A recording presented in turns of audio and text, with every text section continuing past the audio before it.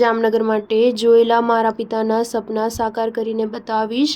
વનતારાથી પ્રેરણા લઈ જીવદયા રાખજો અનંત અંબાણી. જામનગરમાં રિલાયન્સની ઓઇલ રિફાઇનરીની સ્થાપનાના 25 વર્ષ પૂરા થવા પર આયોજિત સમારોહમાં કર્મચારીઓ અને પરિવારના સભ્યોને સંબોધતા રિલાયન્સ ઇન્ડસ્ટ્રીના ડિરેક્ટર અનંત અંબાણીએ પ્રાણીઓ પ્રત્યેના તેમના પ્રેમ અને વનતારા વિશે ચર્ચા કરી હતી.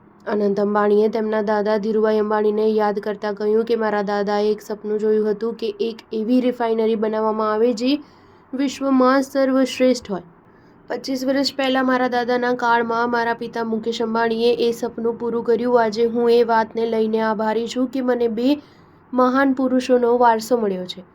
અનંત અંબાણીએ જામનગરમાં રિલાયન્સના કર્મચારીઓ અને પરિવારની હાજરીમાં સંકલ્પ લેતા કહ્યું હતું કે હું આજે પવિત્ર દિવસે મારા પિતાને વચન આપું છું કે જામનગરને લગતા તેમના જે પણ સપના છે તે હું સાકાર કરીશ. અનંત અંબાણીએ તેમના માતા નીતા અંબાણીનો ઉલ્લેખ કરતા કહ્યું કે મારી મમ્મી જે રીતે મને પશુ પક્ષીઓ સાથે પ્રેમ કરતા શીખવાડ્યું છે એ જ રીતે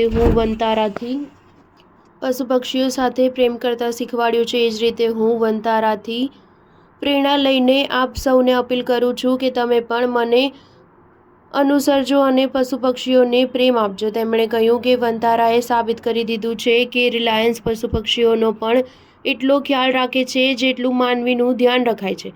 તેમણે કહ્યું કે મને વિશ્વાસ છે કે આજથી 25 વર્ષ બાદ જ્યારે ભારતની સ્વતંત્રતાની સદી પૂરી થશે ત્યારે જામનગરની ગરિમા અને ગૌરવને આપણે સૌ મળીને સફળતાના શિખરે લઈ જઈશું. સ્ટાર ન્યૂઝ 7 હંમેશા સચ્ચાઈની સાથે.